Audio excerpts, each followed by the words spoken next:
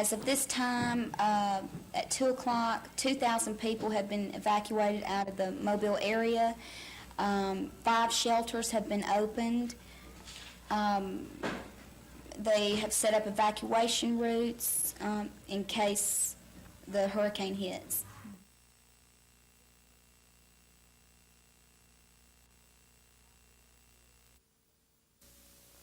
Right.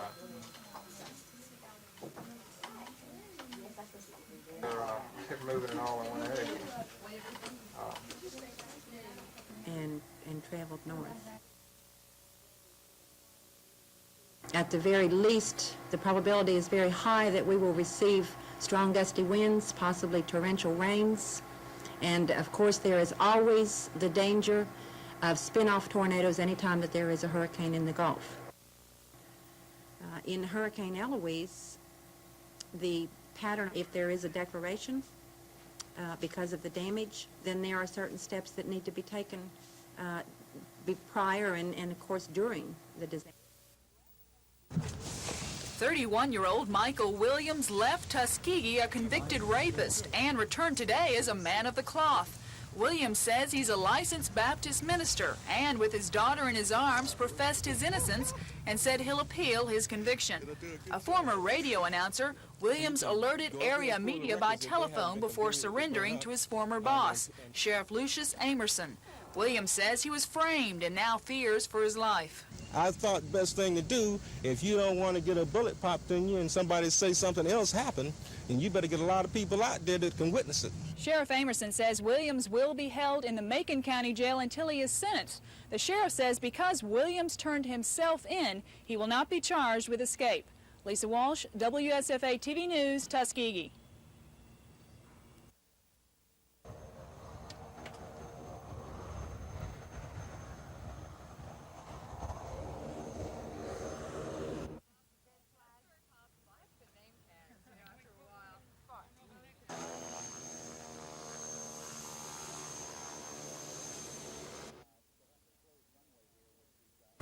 Well, Maxwell, they have the closed runway here, which is ample space to take care of all the planes that are coming up. As far as the instructors and the students, we've put as many as we could into the billeting spaces available on base, and the rest will be going out to contract facilities out in town.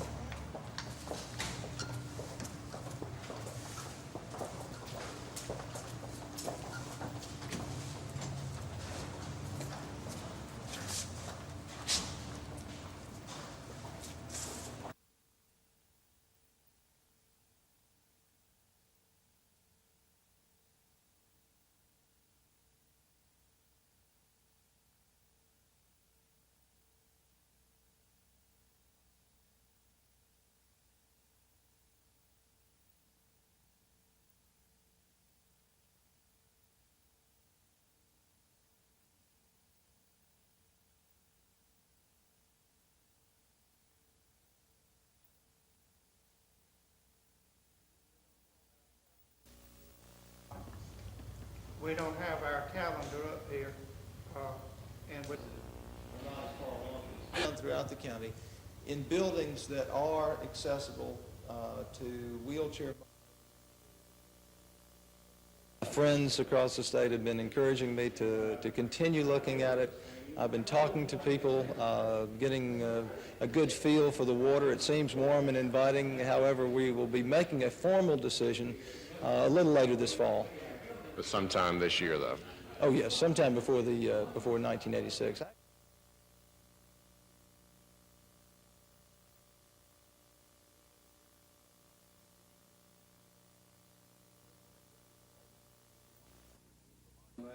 The Senate Business and Labor Committee was the only upper chamber body to act on any of the governor's major bills. The committee quickly approved a bill that would end the roughly $80 a year per worker tax paid into the Unemployment Compensation Fund. A tax was imposed several years ago when high unemployment drained the fund. Both business and labor want the tax stopped now that the unemployment fund has a reserve of more than $300 million. But the Finance and Taxation Committee postponed any action on the administration's $275 million education bond issue. I'm not saying that I oppose anything in the bill. I'm just saying that I think it would be acting irresponsible if we'd act on something that y'all have just seen today or at this present time.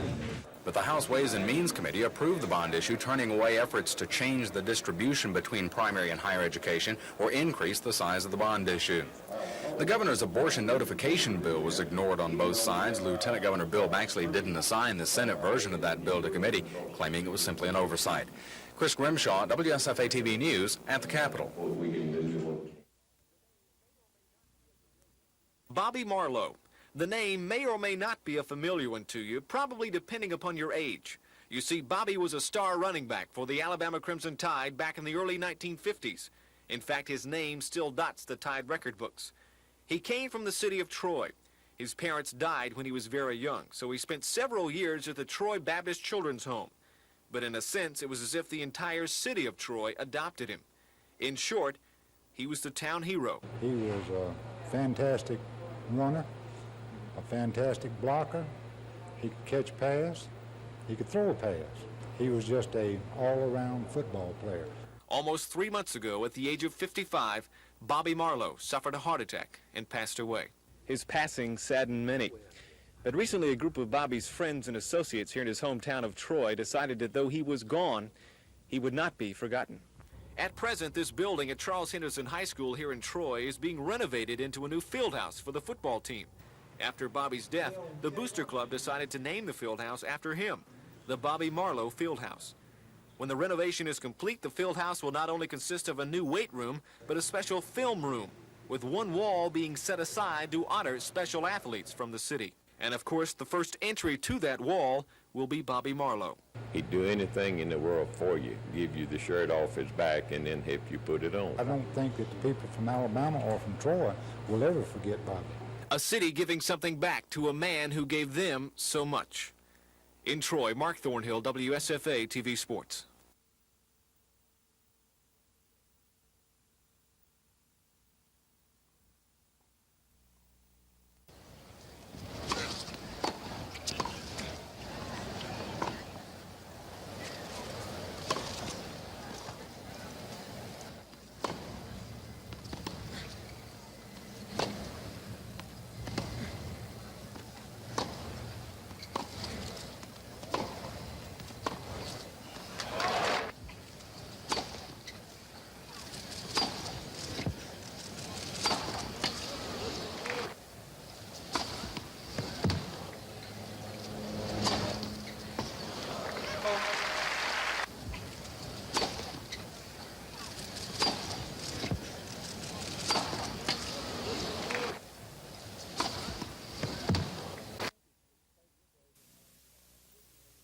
Well, I think it's safe to say that I am officially an unofficial candidate. I'm looking at the race very seriously.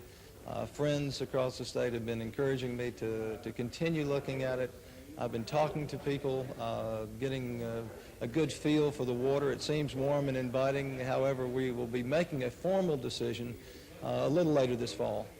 But sometime this year, though. Oh, yes, sometime before 1986. Actually, politics traditionally in Alabama doesn't kick off until after Labor Day, and at this point in Alabama, there are not that many.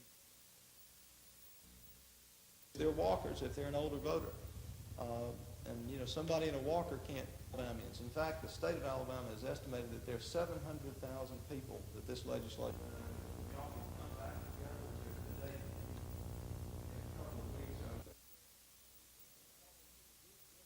what we will be doing is helping to reduce their frustration, helping to allow the citizens of Alabama who are qualified to be able to cast a ballot on their own with the dignity and respect that comes with that on Election Day, in the secrecy of the voting booth, without the help of anybody else.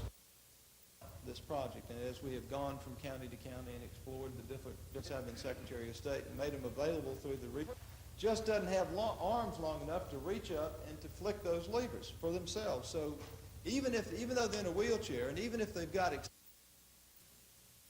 Panama City and traveled north. As much information as the experts and see what the absolute latest. They need to be prepared by having canned foods, water, flashlights with extra batteries, battery-powered radios. They need to make sure that there is fuel in their automobiles and that they are able to be self-sustaining for a few days if necessary.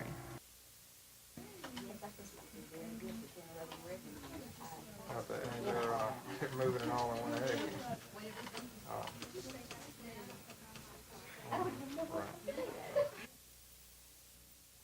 So she's in her second year. Albert Lee Riley.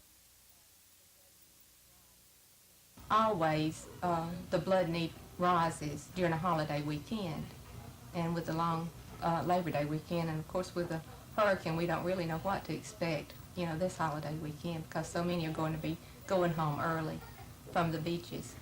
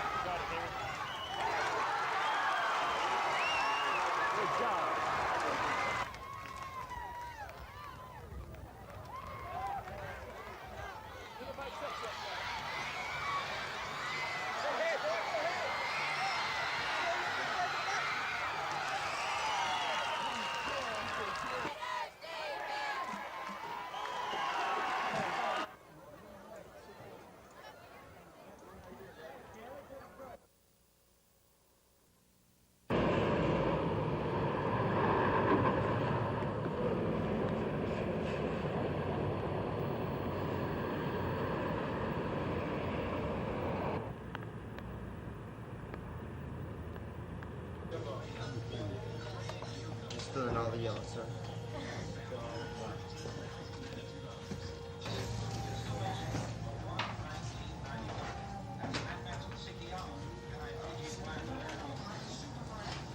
Yes, sir. 105. 19. For 100 people. 348.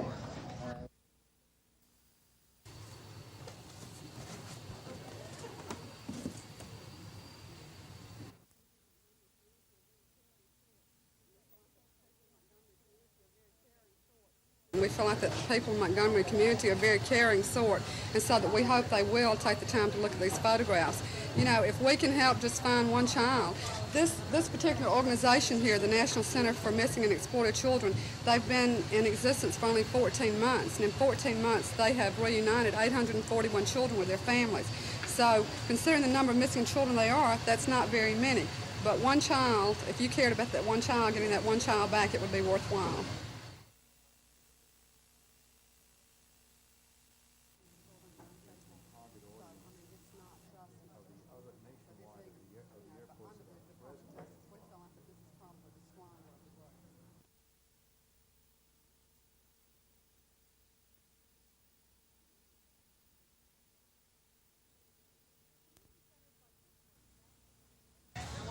Community centers like this one are fast becoming temporary homes to residents from South Alabama and West Florida. It was pretty hard to find a place to stay. It looked like most of Florida was coming down here on the highway. And the flocking of evacuees from the south has caused a sudden boom in the hotel and motel industry, with hotels as far north as Birmingham booked solid. We stopped at probably 10 or 12 places, and everybody was booked up by 5, 6 o'clock in the afternoon. I left about 4 o'clock. Civil defense officials say the Chisholm Community Center is full with 212 people. The Capitol Heights Community Center has 145. 2 other centers, Floyd and Goodwin, will open when they're needed, and the police department says their police academy will house even more evacuees if necessary. So while the city of Montgomery is gearing up for the bad weather, all residents of South Alabama and West Florida can do is sit, wait, and hope. I don't want it to hit anywhere, but you know, especially don't want it to hit home. Terry Stanton, WSFA TV News. Look on TV, Mitch. Bam. Well, we started at Birmingham, and we just decided to come over here. We figured we'd be full enough out, you know.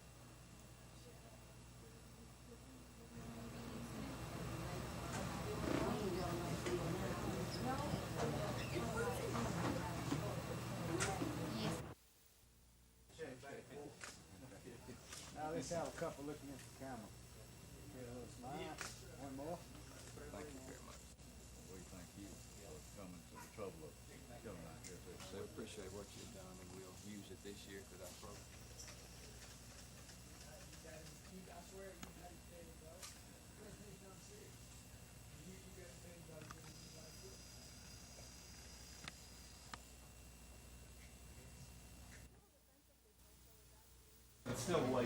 Civil defense officials say evacuees began trickling into Montgomery at about 10 o'clock last night, most of them with fresh memories of another hurricane 6 years ago. As I remember the way Frederick was, I knew the damage that it did, once we returned back.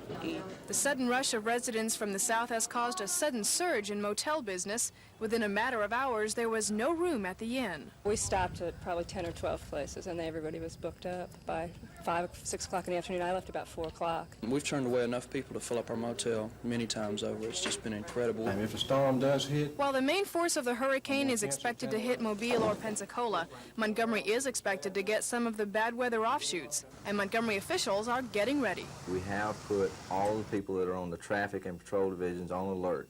We've got our command post ready so that it's ready to go. We've got every kind of precaution we can take on standby, so we're ready for whatever happens.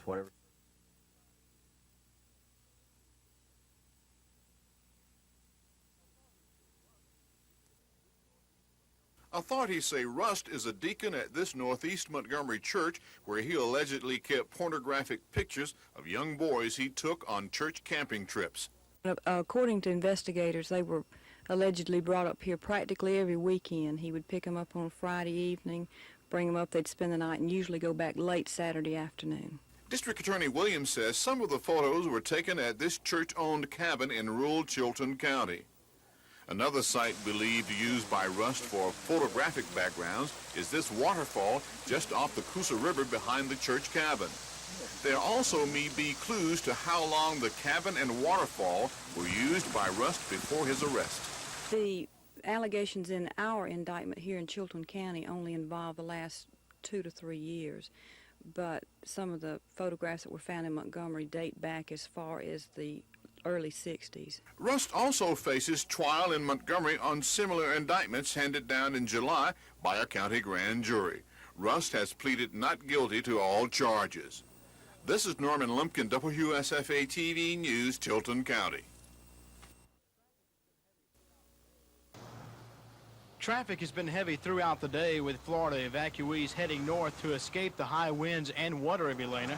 Last night, Westgate Park was open for those seeking shelter because every motel in the area is full.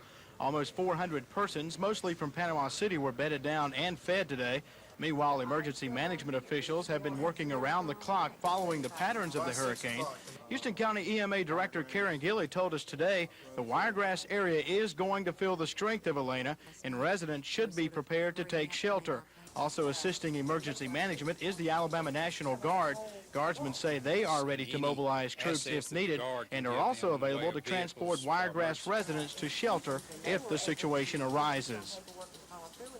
Was to look at the sheriff, state trooper, and say,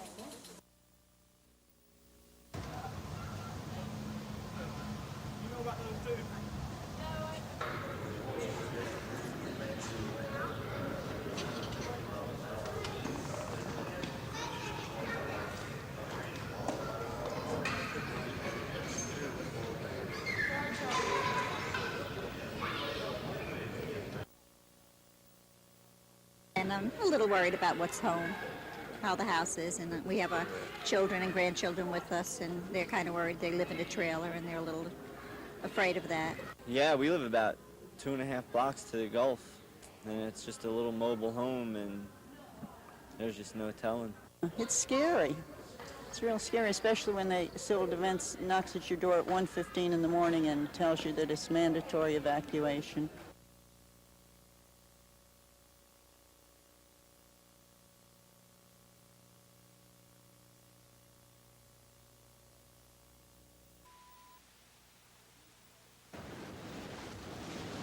By noon today, Hurricane Elena was beginning to make her mark on coastal Alabama.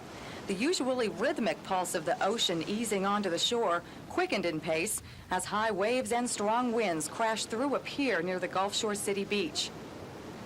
Powerful waves beat against the bulkhead as Elena's force moved inland.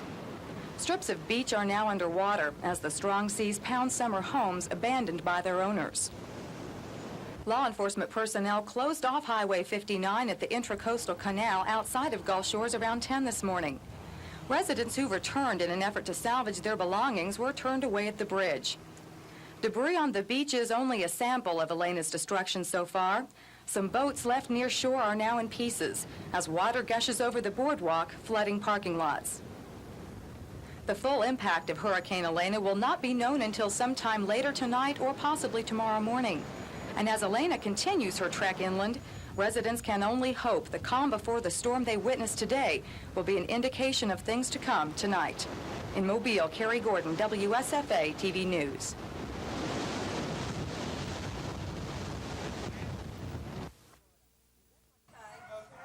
Bama is from Florida, and just like her people, Bama is an evacuee. We have family here. That's who we're staying with. But no room for the dog. No room for the dog. Even local news people working overtime are having to make special arrangements. Cricket here is going to Grandma's house. With no room at the inn for the animals, officials here are sending a lot of business to local boarding kennels. What does today mean for a kennel owner in Montgomery? Busy. Extremely busy. Azalea Kennels holds 100 animals. By 4:30 this afternoon, there was room for only 10 more. Well, as you see today, it's been, one car after another, people coming up here. A lot of the hotels won't let the, dogs in, so we've got a large kennel here, and trying to take as many as we can. If worst comes to worst, the Humane Society Animal Shelter will house animal evacuees, but officials here say it's healthier to seek alternate temporary accommodations like the kennel. Whether your pet weathers the storm in a kennel, at the vet's, in your hotel room, or at Grandma's, you can be sure of one thing. He'll be just as glad as you are when the whole family's back together again.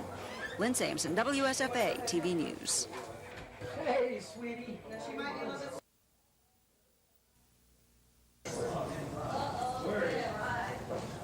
Valuable as we think they are, then maybe others will help us support.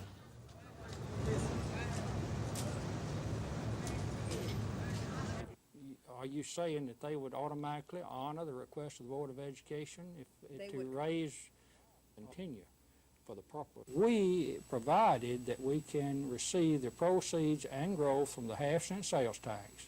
We will be able to maintain a balanced budget for this year, and hopefully the County Commission will see fit to leave these returns alone.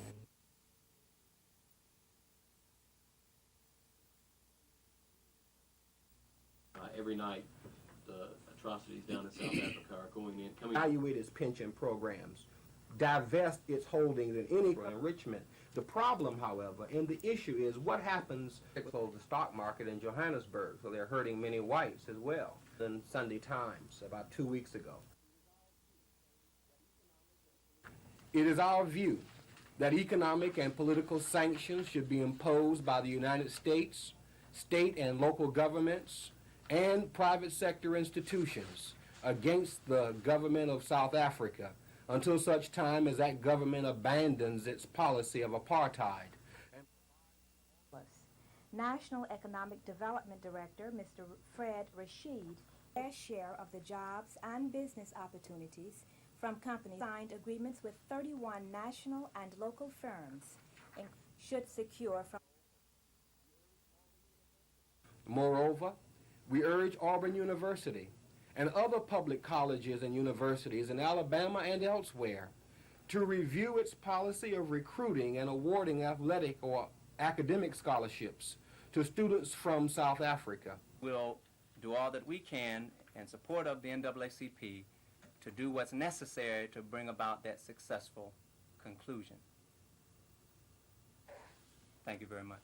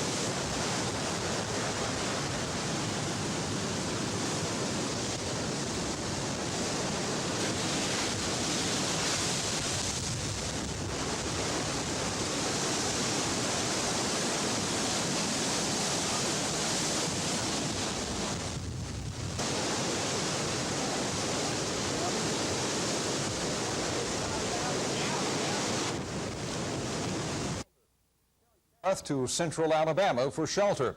Terry Stanton of our staff has more on the evacuation in this live report from the Capitol Heights Community Center here in Montgomery. Terry? Bob, most of the evacuees are here at the Capitol Heights Community Center eating a dinner provided by the Red Cross. So far, civil defense officials say about 320 evacuees from South Alabama and West Florida have come here to Montgomery seeking refuge. The evacuees began trickling into Montgomery at about 10 o'clock last night, most of them with fresh memories of another hurricane 6 years ago. As I remember the way Frederick was, I knew the damage that it did, once we returned back. The sudden rush of residents from the south has caused a sudden surge in motel business. Within a matter of hours, there was no room at the inn. We stopped at probably 10 or 12 places, and everybody was booked up by 5, 6 o'clock in the afternoon. I left about 4 o'clock. We've turned away enough people to fill up our motel many times over. It's just been incredible. And if a storm does hit... While the main force of the hurricane is expected to hit Mobile or Pensacola, Montgomery is expected to get some of the bad weather offshoots, and Montgomery officials are getting ready. We have put all the people that are on the traffic and patrol divisions on alert. We've got our command post ready so that it's ready to go. We've got every kind of precaution we can take on standby, so we're ready for whatever happens. And Bob, cities all across southeast Alabama are getting ready for Hurricane Elena. Scott Adcock in Dothan has this report. Terry, emergency teams across the Wiregrass have been making last-minute preparations for Elena's possible arrival. Shelters, as expected, had already been filled to capacity as people from Florida's coast headed northward. Traffic has been heavy throughout the day, with Florida evacuees heading north to escape the high winds and water of Elena. Last night, Westgate Park was open for those seeking shelter because every motel in the area is full. Almost 400 persons, mostly from Panama City, were bedded down and fed today. Meanwhile, emergency management officials have been working around the clock following the patterns of the hurricane. Houston County EMA Director Karen Gilley told us today the Wiregrass area is going to feel the strength of Elena, and residents should be prepared to take shelter. Also assisting emergency management is the Alabama National Guard.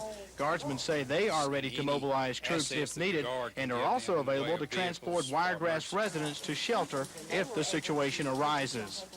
Emergency management personnel told us this afternoon that Wiregrass Recreational Center has been opened as a shelter. Dothan has several facilities available. If that is not enough, as one emergency management official put it, we're preparing for the worst, but hoping for the best. Terry? Thank you, Scott. And civil defense officials say there's plenty of room in Montgomery at 2 other community centers that they haven't opened yet. We'll be monitoring the situation all evening. Bob? Thanks a lot. Terry Stanton live in Montgomery, Scott Adcock live at our Wiregrass Bureau in Dothan. In Selma today, a family of 14... The guest of honor arrived by limousine and was greeted by a happy throng and the Selma High School Brass Band.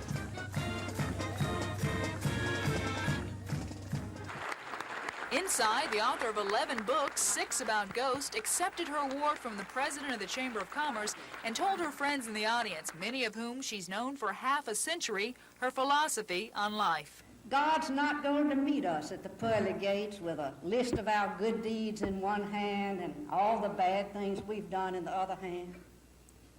He's going to meet us there and he's going to say, "Did you have a good time?"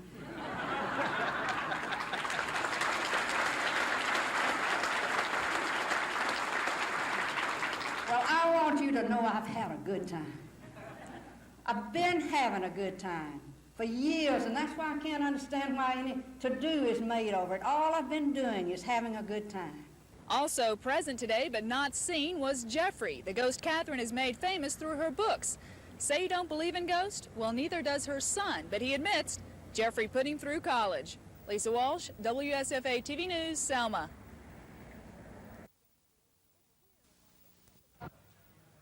It's clear by looking at the number of folks staying at relief shelters tonight, their fear of Hurricane Elena is waning. Most of these evacuees are from the panhandle of Florida. What kind of reports have you all been hearing from home? It's kind of rough. Hope our trailer's still there when we get home. Martha, how's business been? It's been real busy. I've been here since about 6 o'clock. We've had a lot of people leaving, and we've had several people checking in recently, coming from Panama City, Pensacola, that area. Hurricane warnings to the coastal regions of Alabama have been lifted. However, the mayor of Pleasure Island in Gulf Shores is asking for the evacuation order to remain in effect. High winds and waves have flooded parking lots and crashed through one pier. The evacuation was complete. No one was left at home from the coast of Alabama to Florida. In some cases, Montgomery was the first place a motel room could be found, and most are full. Being forced out of your home is not a pleasant experience. However, some of the evacuees in the Montgomery area have found a way to while away the hours. Well, we left Sandestin last night in the middle of the night. Everyone was evacuated in the afternoon, and we left at the very last moment. We drove, and there were no rooms until Montgomery, so we stayed at the Roach Motel until we came here. And there's nothing else to do but wait until the hurricane hits and go back and hope to get our clothes. We had nothing left. Yes. We just jumped in the car and came. It looks like you're making the best of a bad situation. We're just trying to party, have a good time, and get over it. Gina Gregory, WSFA TV News.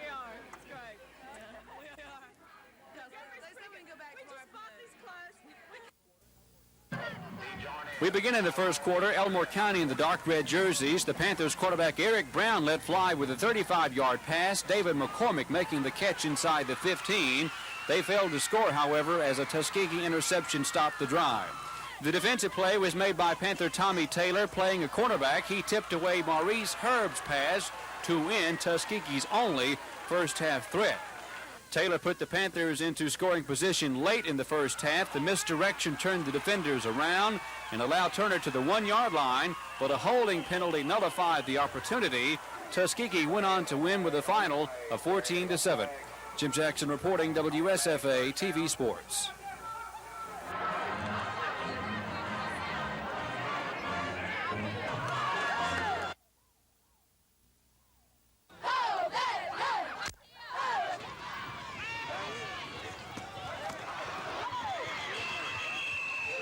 We got right left play.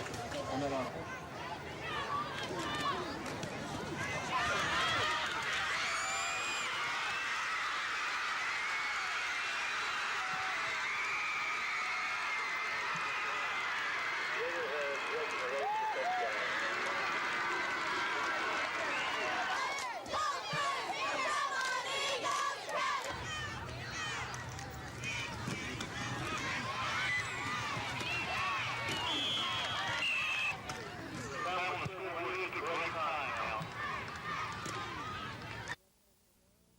Something had to be wrong because he wasn't able to run, wasn't able to pedal a bicycle, never was able to pedal a tricycle.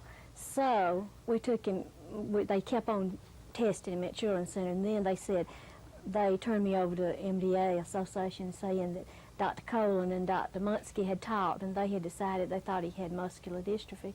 So that's when we had him hospitalized, and MDA discovered that he did have Duchenne's muscular dystrophy. Duchenne is a rapidly progressive disease. It's already showing its severity in Britt. His feet turn in, his back is curved, and he has trouble walking. Stairs are a special problem. When you heard Duchenne, did you have any idea what that meant? At the time, no, and then they gave me some literature and I read, and that's when I really got scared, when I really realized, you know, what would probably come, you know, later. How did finding out about this, how did it change your life, your family life? Well, you know, some of the things that we had gotten a swing set and all that in the backyard, and of course he hasn't been able to climb, you know, up in the tree house. Britt and his mother do therapy exercises together to stretch and strengthen Britt's degenerating muscles. Shirley's greatest hope is that a cure can be found so that Britt can walk normally. Do you ever lose hope? Well, yes, sometimes we do, but we keep on hoping that they'll have a cure. And am I going to get well? That's my main question. It's the main question. You ask that every time you go to the doctor? Not every time, just sometimes. Yeah, what do they tell you? They just say they hope they can find a cure. Gina Gregory, WSFA TV News.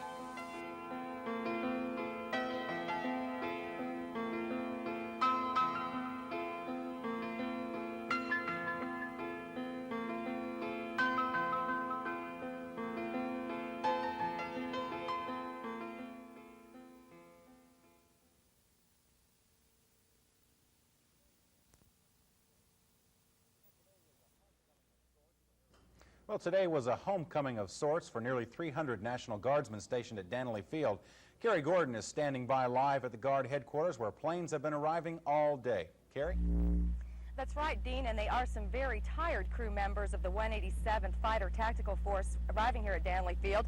It's a 10-hour flight to Montgomery from Spain-Dalem, West Germany, and that's where the Guard has been training for the last 2 weeks. The first pictures you'll be seeing are of the F-4s, which arrived about 2:30 this afternoon. They took about 11 of these jet fighters over there.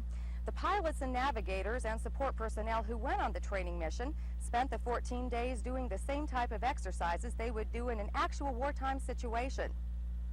While they were in Europe, flight crews were able to fly a variety of missions, flying over several foreign countries each day.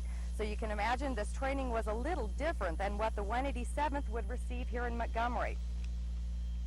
The deployment to West Germany is being described as a 100% success. And Dean, as we wait here for the final plane to arrive, by tonight the 187th should be home safe with their feet once again on U.S. soil. All right, Carrie, thanks a lot. And we'll have more on the 187th tonight in our 10 o'clock report. Well, the Metro Montgomery branch. Good evening. Thank you for coming. I'm Lillian Jackson, President. We will do all that we can in support of the NAACP. Has negotiated with local banks to have currency available. Banks that will have this economic demonstration should secure from one of the banks. Black Dollar Day is an economic demonstration designed to show the black community's economic strength and to sensitize the business community to the purchasing power of the black community by using $2 bills and Susan B. Anthony silver coins when making purchases.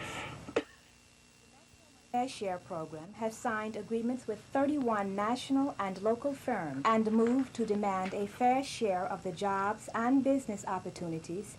I'd like to introduce to you the rest of the members that are here with us. To my right, my immediate right, is our regional director, Mr. Earl T. Shinholster from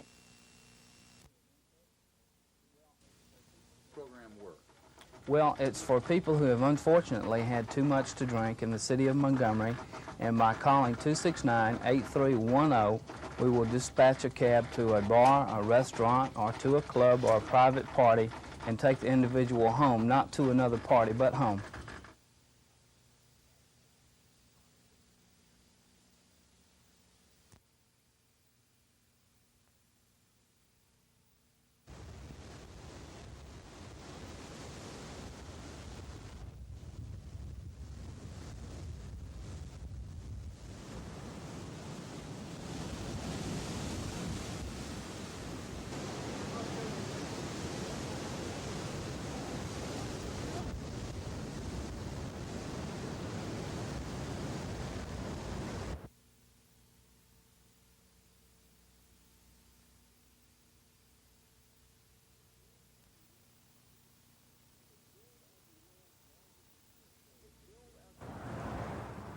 It's billed as the world's largest peanut boiling, and disproving that statement would be awful hard to do. After all, where else in the world would you find 8 tons of peanuts being boiled for sale?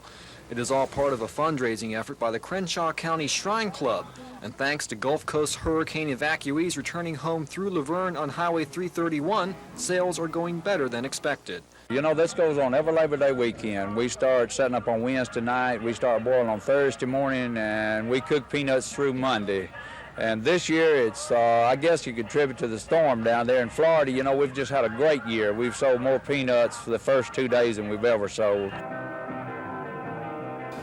So far, more than $6,000 has been raised this weekend to help burned and crippled children like Crystal Thomas. They take us to Cincinnati most of the time when Daddy can't get off of work and all that sort of stuff. I appreciate everything they did, especially for Crystal, because we really didn't know whether she was going to live or not if it hadn't been for them. The peanut boil will continue throughout Labor Day.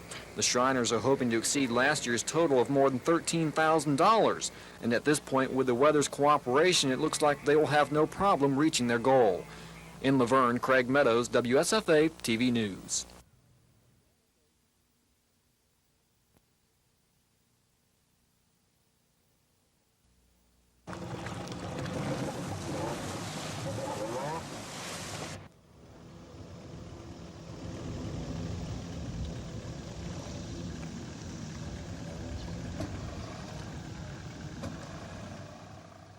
I had quadruple bypass done in September of '82 at St. Margaret's, and I also suffered 2 light heart attacks prior to that. So those folks over there did a good job for me, and I'd like to do just a little something to help them. We're trying to pay off a 1,000-line camera, which is used in the cardiac care unit for transluminal angioplasty, which is the balloon catheter that's now being used wherever possible.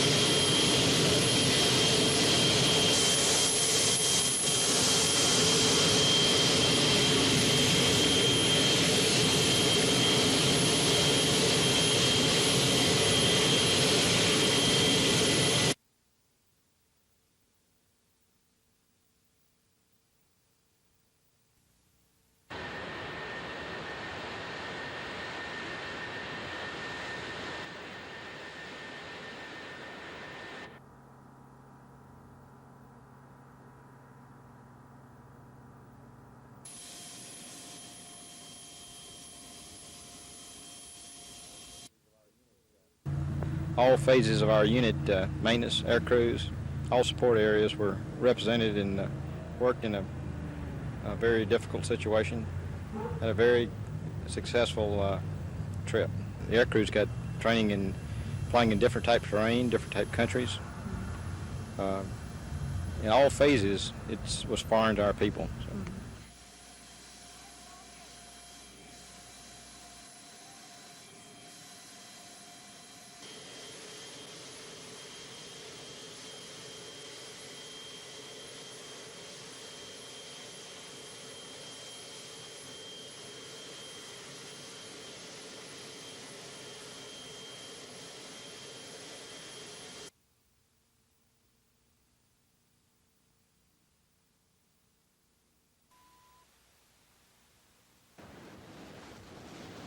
By noon today, Hurricane Elena was beginning to make her mark on coastal Alabama. The usually rhythmic pulse of the ocean easing onto the shore quickened in pace as high waves and strong winds crashed through a pier near the Gulf Shore City beach. Powerful waves beat against the bulkhead as Elena's force moved inland. Strips of beach are now underwater as the strong seas pound summer homes abandoned by their owners. Law enforcement personnel closed off Highway 59 at the Intracoastal Canal outside of Gulf Shores around 10 this morning. Residents who returned in an effort to salvage their belongings were turned away at the bridge. Debris on the beach is only a sample of Elena's destruction so far. Some boats left near shore are now in pieces as water gushes over the boardwalk, flooding parking lots. The full impact of Hurricane Elena will not be known until sometime later tonight or possibly tomorrow morning. And as Elena continues her trek inland, residents can only hope the calm before the storm they witnessed today will be an indication of things to come tonight. In Mobile, Carrie Gordon, WSFA TV News.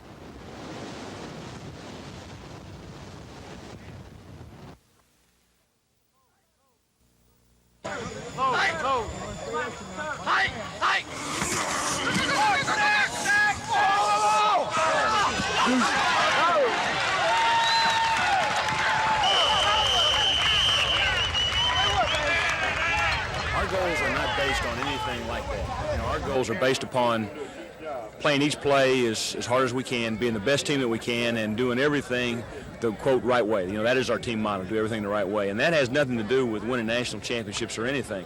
I think if we set goals for ourselves that are oriented in that regard, then wins and losses and championships, or whatever you want to say, you know, those are things other people can talk about. We want to be the best football team we can be. If that's good enough to win a national championship, then that's great.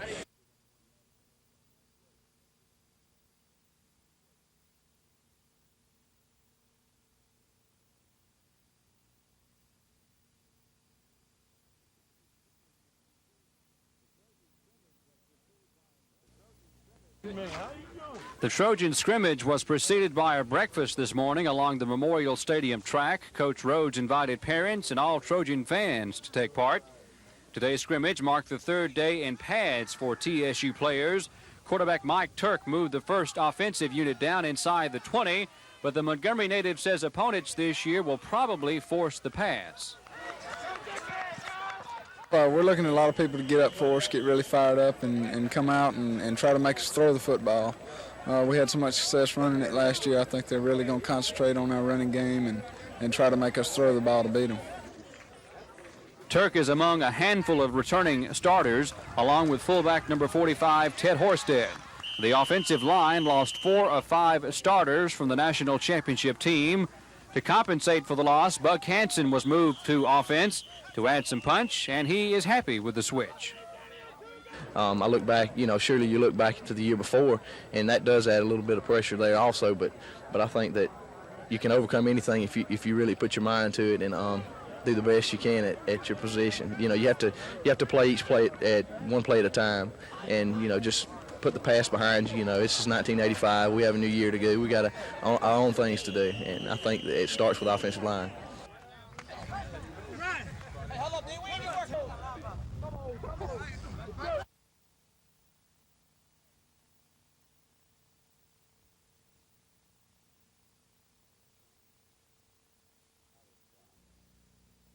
I was shocked. Being a man who was in his career, raising a family, trying to get the nice things that we all like to have, I realized that my input was going to change. The future would not be the same as what I had planned. My plans would change. It was certainly a large and a very deep feeling. I can't even put it in words to you how I felt. The best way, I guess, to say is that after the shock, I became angry. And the anger then began to turn into a reality. I began to say, look, this is not getting me anywhere. I've got to deal with this right on the grounds where I'm at. When Joe Nave first noticed something was wrong with his leg, doctors told him it was probably just a pinched nerve. They were wrong. Joe has limb-girdle muscular dystrophy, a progressive form of the disease that hits anywhere from the first to the third decade of life. The initial muscles that are affected are in the pelvic and shoulder areas. But once you got diagnosed and found out what it was, what did you do then? Well, gee, I cried, I guess, because it was a big change, leaving the uniform and going out the gate for the last time, so to speak. I really did some praying, and yes, I did some crying too, and I asked the Lord's help, and then I got down to business and began to make some applications and see if there was any place for me in the job field and around the city here. Joe has 4 brothers. One has muscular dystrophy. So far, his 2 sons are healthy. Joe spends most of his time doing volunteer work for his church and the Muscular Dystrophy Association. Gina Gregory, WSFA TV News.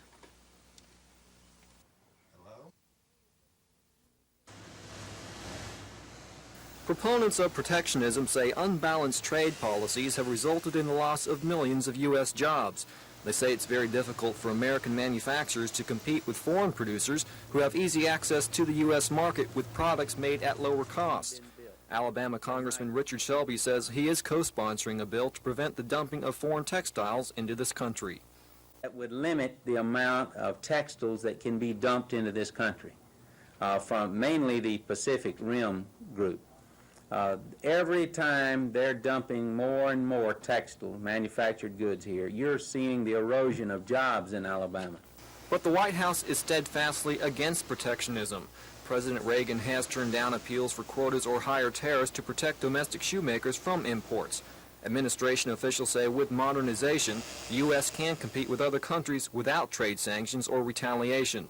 I think the President will hold the line. I think we in this administration will work with the Congress to see that this country is competitive, not through protectionism, but through improving our ability to compete a quality product at a better price. There is no doubt that heavy debate will develop in Congress and between Congress and the White House on protectionism.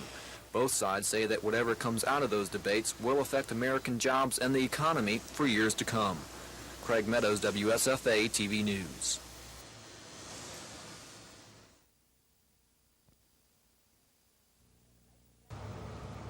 The Macon County Sheriff's Department has received 6 new cars since last September, courtesy of its quarterly allocation from the dog track. But Sheriff Amerson says his department needs more money to hire new personnel to handle the increased amount of complaints he says he's received since the dogs began running in Macon County. Well, there's more narcotic traffic in the county, more burglaries in the county, and of course we have had some cases of robbery. However, the sheriff was unable to show TV 12 any records proving that crime in the county has gone up within the past year. And the Tuskegee Assistant Chief of Police says the dog track hasn't had any effect on his department. We usually average out around 900 complaints a month. I have not noticed an increase in complaints as a result of the dog track. In addition, the Assistant District Attorney says his office has only handled 4 misdemeanors resulting from incidents at the track. However, Amerson says he believes the track security force may be covering up crime to avoid bad publicity, a charge which the Racing Commission chairman and the track president flatly deny. That's totally ridiculous. Sheriff Amerson will host a fundraising Labor Day picnic where he says he'll have additional information on problems at the track. The sheriff is campaigning for the state senate. He plans to run against incumbent Danny Corbett in next year's elections. Lisa Walsh, WSFA TV News, Tuskegee.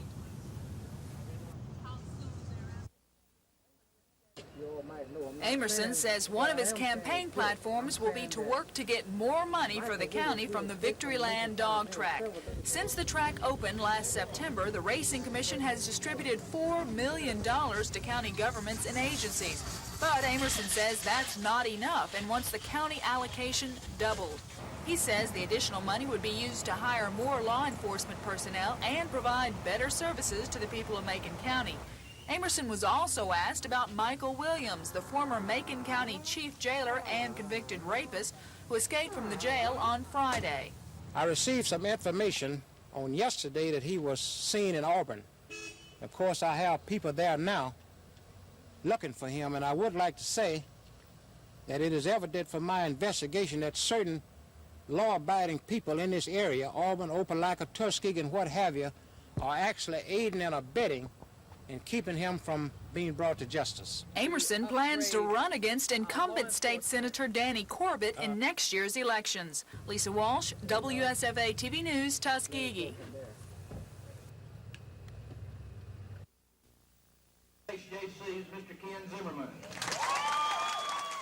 These enthusiastic people are members of the Alabama Jaycees. Jaycees from across the state gathered in Dothan last weekend for their summer conference. Past Jaycees, like Senator and Mrs. Hinton Mitchum, say this is an outstanding leadership training organization.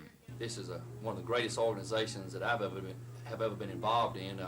Jill and I both have been in the Jaycees. In fact, we met in the Jaycees. We were both involved in Jaycees back in Albertville. And the training that you get, the leadership training, will follow you and will help you the rest of your life.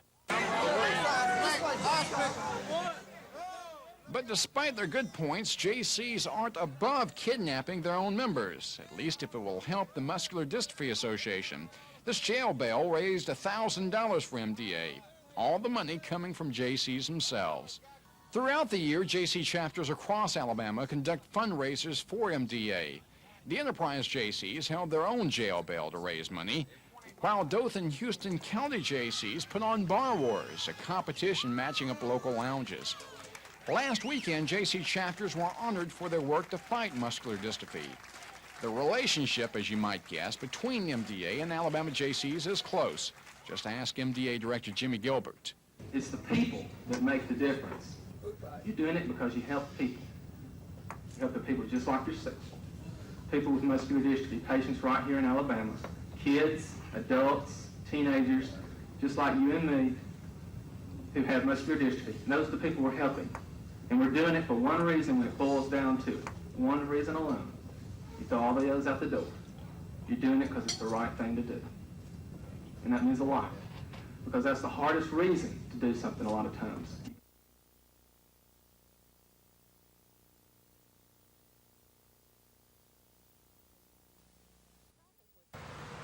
Traffic was heavy down the southern bypass as cars heading north from coastal areas streamed into Montgomery. Many of the cars pulled into the hotels and motels along the strip, but as the weary travelers climbed out of their cars seeking shelter, they were turned away. By nightfall, nearly all overnight accommodations in Montgomery were full. And you were on your way where? To Panama Beach, where my brother-in-law lives, and now we found out they're evacuated now. We can't even get a room here, so I guess we're going to have to try and get back into Tennessee tonight. For those who did not or could not leave Montgomery, shelter was available at the Chisholm Community Center next to the Montgomery Zoo. The center was filling up by 8 o'clock p.m., with residents staking out their spot as they wait for Hurricane Elena to make up her mind. Some of the evacuees are becoming very familiar with this shelter. Wayne and Eileen Hendricks from Pensacola were just here Friday. Well, we left here Saturday morning. We got home about 12:30, and we stayed at home all night. We went to church this morning, and when we got home from church, they said that the hurricane warning was out again, and here we are again, right back in Montgomery. The Chisholm Center will continue accepting evacuees until full. Emergency personnel say then additional centers will be opened.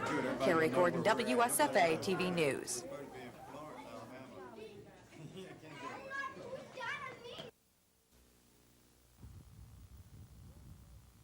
When Dothan residents woke up this morning, they knew Hurricane Elena was once again a threat to this area.